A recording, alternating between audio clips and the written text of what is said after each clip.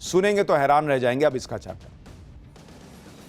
ओडिशा के पुरी में आज आस्था का ऐसा सैलाब उमड़ा कि शहर की गलियों में पैर रखने तक की जगह नहीं बची। जय जगन्नाथ के जयकारे आसमान में गूंज रहे थे। मौका है सनातनी आस्था से जुड़ी सबसे बड़ी रथ यात्रा।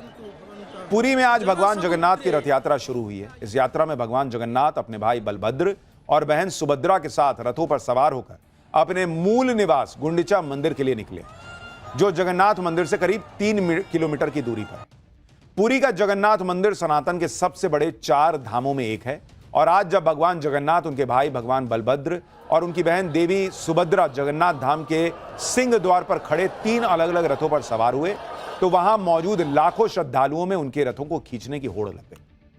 आज पाठशाला में भगवान जगन्नाथ की रथ यात्रा की भव्य दिव्य अलौकिक तस्वीरें दिखाऊंगा।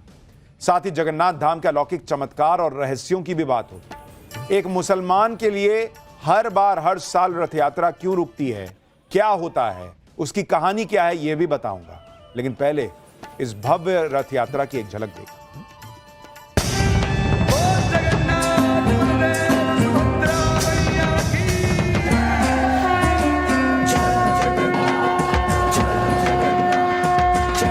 भगवान जगन्नाथ जनता जनार्दन को दर्शन देने के लिए नगर भ्रमण करने के लिए जा रहे हैं।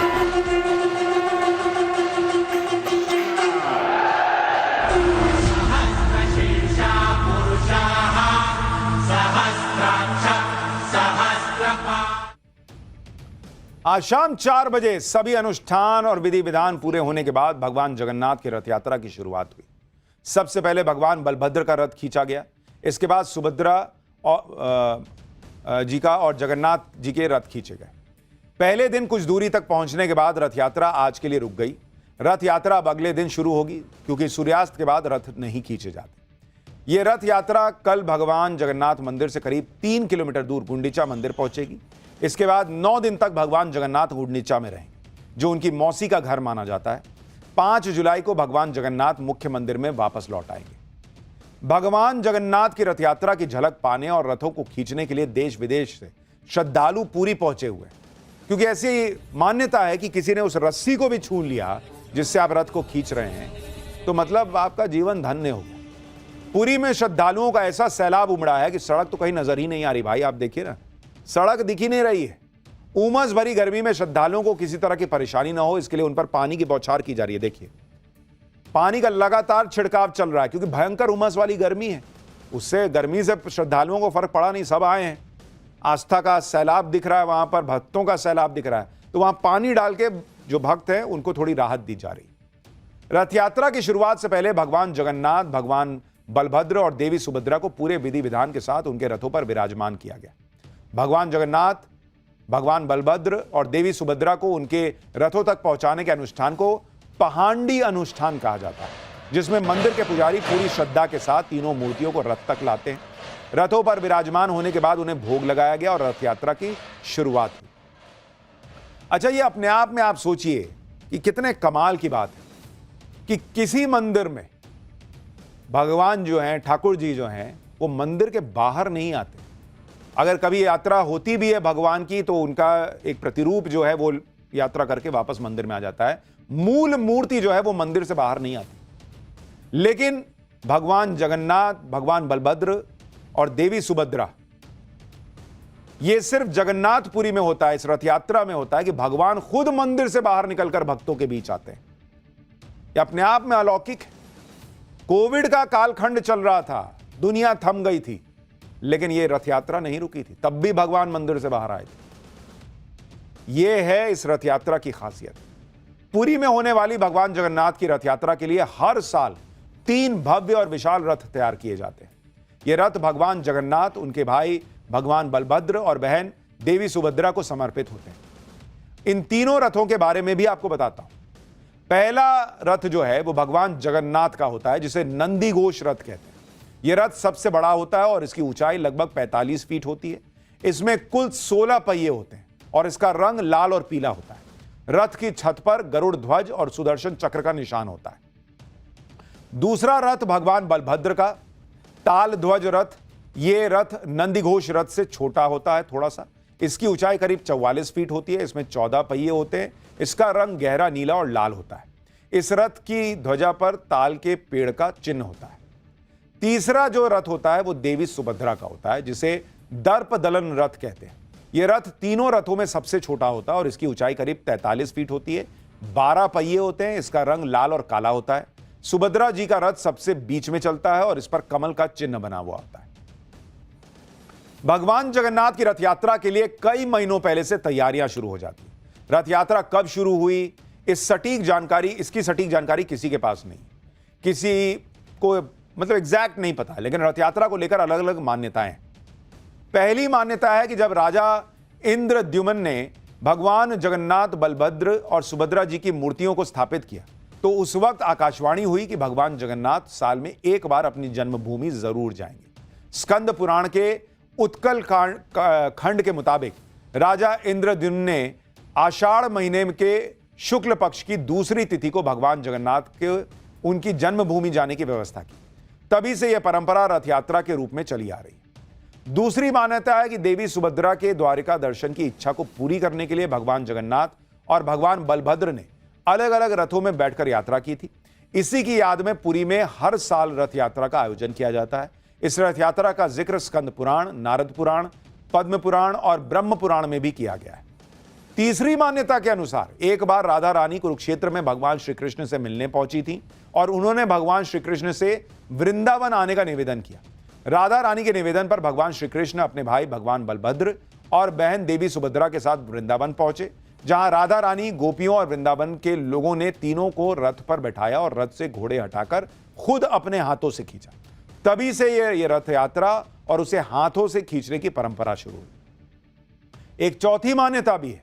द्वारिकाधीश भगवान श्री कृष्ण के साथ भगवान बलराम और देवी सुभद्रा का समुद्र के किनारे अग्निदाह किया गया था।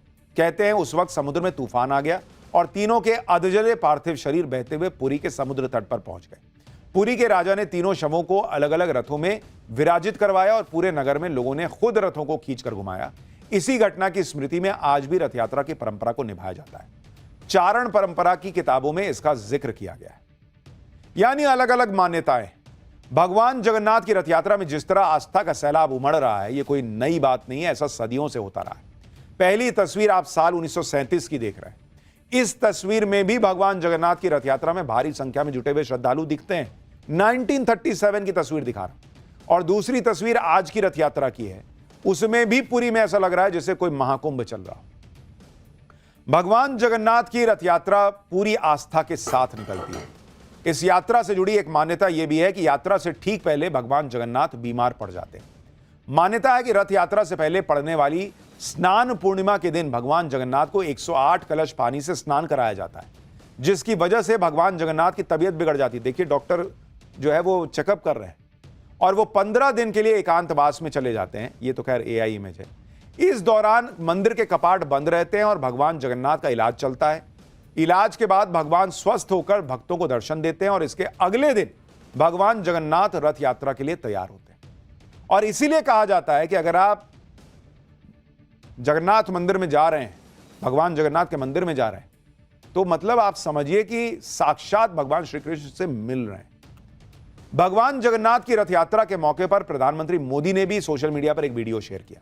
पीएम ने रथ यात्रा की शुभकामनाएं दी और भगवान जगन्नाथ की रथ यात्रा को एक भारत श्रेष्ठ भारत का प्रतिबिंब बताया। एक बार इसको सुनिए कि पीएम ने क्या कहा है, फिर आपको बताता हूं कि एक मुसलमान के लिए हर साल हर बार यह यात्रा क्यों रुकती है, उसकी कहानी क्या है।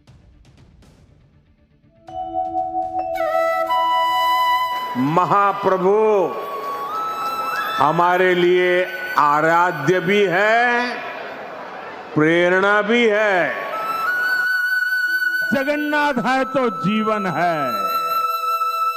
भगवान जगन्नाथ जनता जनार्दन को दर्शन देने के लिए नगर भ्रमण करने के लिए जा रहे हैं।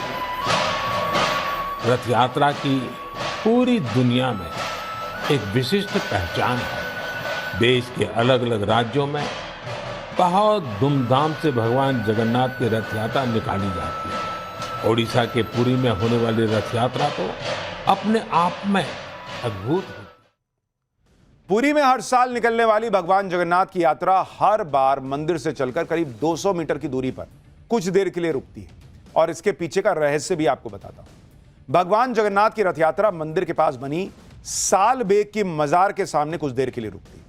सालबेग मुस्लिम परिवार में जन्मे थे। उनके पिता मुगल साम्राज्य के सूबेदार थे। सालबेग की पढ़ाई वृंदावन में हुई, लेकिन एक बार वो किसी काम से पुरी आए, जहां उन्होंने भगवान जगन्नाथ की महिमा के बारे में जाना।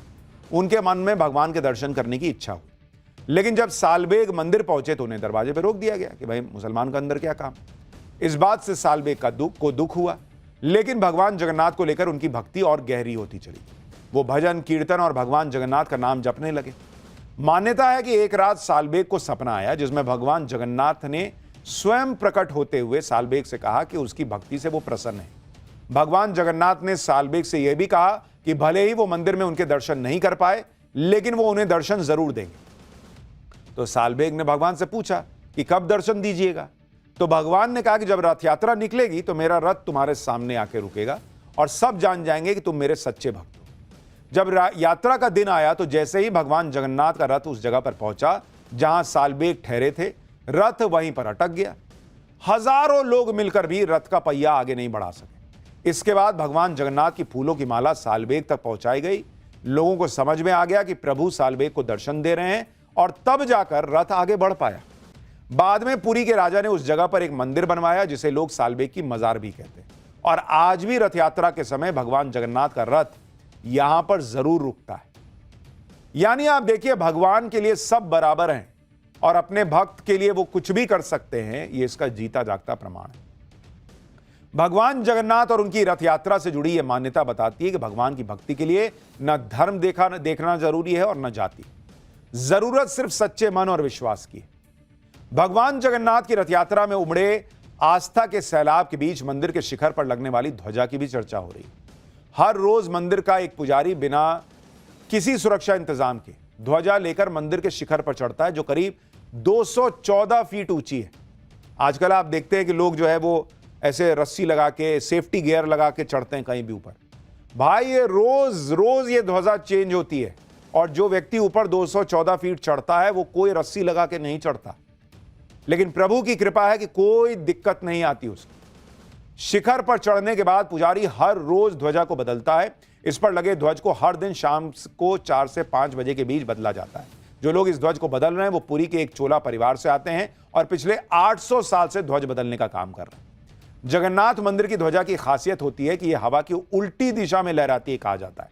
यानी हवा अगर पूरब की तरफ चल रही है तो झंडा पश्चिम की दिशा में लहराता है, ऐसी मान्यता है। मंदिर की ध्वजा को लेकर मान्यता है कि अगर किसी वजह से पुजारी एक दिन भी ध्वजा बदलने से चूक गया तो मंदिर अगले 18 साल के लिए बंद हो जाएगा। और इसीलिए ऐसा कभी नहीं हुआ कि यह ध्वजा न बदली गई हो। अब आपके दिमाग में भी यह सवाल आ रहा होगा कि ऐसा कैसे हो सकता है कि एक झंडा हवा की उल्टी दिशा में लहरा रहा है। साइंस के हिसाब से तो ऐसा संभव नहीं है, लेकिन इसके पीछे एक पौराणिक कहानी है। मान्यता है कि समंदर की तेज लहरों की आवाज से भगवान जगन्नाथ को नींद लेने में दिक्कत हो रही थी। तब हनुमान जी ने समंदर से आग्रह किया कि लहरों की गति को कम कर दो, लेकिन समंदर ने कहा कि यह संभव नहीं है। इसके बाद हनुमान जी ने पवन देव से कहा कि आप अपनी स्पीड कुछ कम कर लीजिए, तो उन्होंने भी मना कर दिया। इसके बाद पवन पुत्र हनुमान जी ने मंदिर के चारों तरफ तेज गति से उड़ना शुरू कर दिया। इससे समंदर से आ रही लहरों की आवाज बंद हो गई और ध्वज हवा की उल्टी दिशा में लहराने लगा। दुनिया भर से लाखों करोड़ों लोग इस चमत्कार को देख चुके हैं, लेकिन यह कैसे हो रहा है इसका जवाब पौराणिक मान्यता के अलावा किसी के पास नहीं। सनातन धर्म में हर देवी देवता का अलग अलग स्वरूप भी है। जगन्नाथपुरी में भगवान की मूर्ति से जुड़ी भी कई पौराणिक कथाएं। इस मूर्ति में भगवान जगन्नाथ की आंखें काफी बड़ी नजर आती हैं और मूर्ति में हाथ और पैर नहीं है। भगवान जगन्नाथ की आंखों के पीछे का रहस्य क्या है, इसके बारे में भी बताता हूं।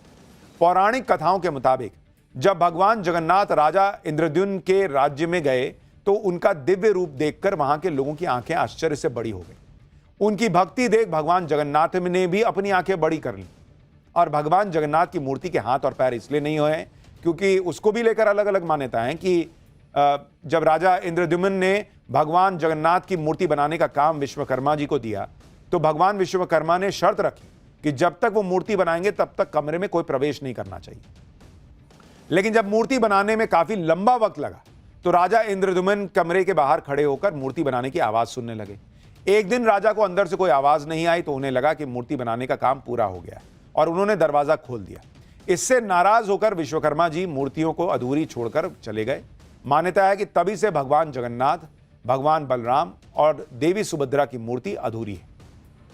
भगवान जगन्नाथ के मंदिर को लेकर एक मान्यता यह भी है कि जब मुगलों ने भगवान जगन्नाथ के मंदिर पर हमला किया तो मंदिर की मूर्तियों को सुरक्षित स्थान पर लेकर छुपा दिया गया।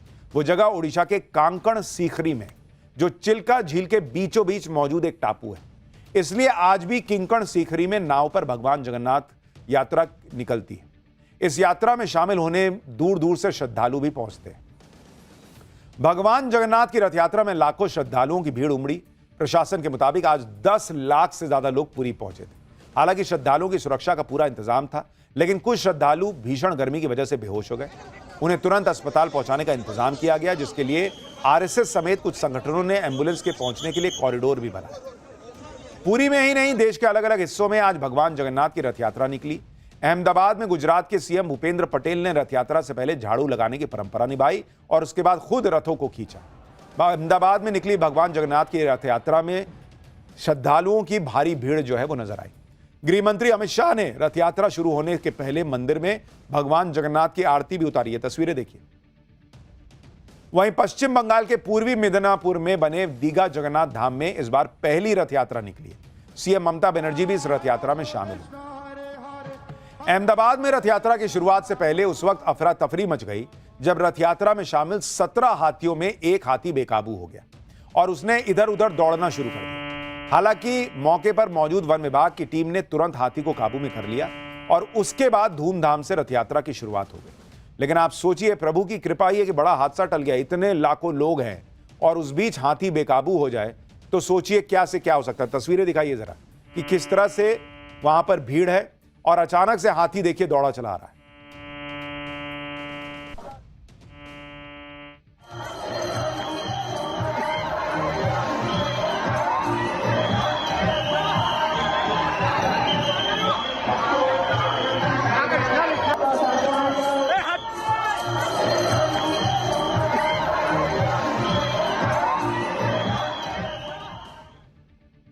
जगन्नाथ मंदिर से जुड़ा एक फैक्ट यह भी है कि मंदिर के शिखर पर किसी भी पक्षी को बैठा हुआ आज तक नहीं देखा गया। आमतौर पर मंदिर और दूसरे धार्मिक स्थलों के आसपास पक्षी तो बैठते ही हैं, लेकिन इस मंदिर के ऊपर से कोई पक्षी न गुजरता है न बैठता है, ऐसी मान्यता है। ऐसा क्यों होता है, इसका जवाब अब तक किसी के पास नहीं। इसी मान्यता के तहत मंदिर को नो फ्लाई जोन में भी रखा गया है, यानी कोई भी विमान इस मंदिर के ऊपर से नहीं उड़ सकता। इस मंदिर को लेकर दूसरा रहस्य यह भी है कि इस मंदिर में प्रवेश करते हुए जब सिंह द्वार के पास खड़े होते हैं तो समंदर की लहरों की आवाज सुनाई देती है, लेकिन जैसे ही सिंह द्वार को पार करके मंदिर के अंदर प्रवेश करते हैं तो लहरों की आवाज सुनाई देनी बंद हो जाती है। कोई वास्तु या शिल्पकारी से जुड़ा विषय हो सकता है, लेकिन अभी तक कोई पुख्ता प्रमाण भी नहीं है। भगवान जगन्नाथ के मंदिर में ऐसे ऐसे चमत्कार हैं जिनका जवाब विज्ञान के पास भी नहीं दिखता। लेकिन यह आस्था का सबसे बड़ा पर्व आप कह सकते हैं, जहां आप देखिए लाखों लोग पहुंचे हुए हैं और जिस तरह की तस्वीरें हैं वहां पर, जिस तरह से लोग झूम रहे हैं, और जैसा मैंने आपको शुरू में कहा था कि अपने आप में अलौकिक है कि भगवान खुद मंदिर से बाहर निकलते हैं, भक्तों के बीच जाते हैं, रथ यात्रा निकलती है। कोई भी उस रस्सी से को अगर छू लेता है उतने भर में उसको लगता है कि भाई मैंने जो है वो पुण्य प्राप्त कर लिया। अच्छा, इसमें 22 सीढ़ियां इस मंदिर में और उसमें तीसरी सीढ़ी जो है वो यम की सीढ़ी मानी जाती है। कहा जाता है कि अगर आप भगवान जगन्नाथ के दर्शन करके आए तो सारे पाप धुल गए, लेकिन अगर आपने तीसरी सीढ़ी पे पैर रख दिया तो आप जो है, आपके पाप तो धुल गए लेकिन आप जाएंगे यमलोक। तो इसलिए लोग तीसरी सीढ़ी पर जो है वो पैर नहीं रखते। तो कमाल की मान्यताएं हैं, गजब की भक्ति है और इस भक्ति की शक्ति है और यही सनातन की ताकत है। फिलहाल एक छोटा सा ब्रेक।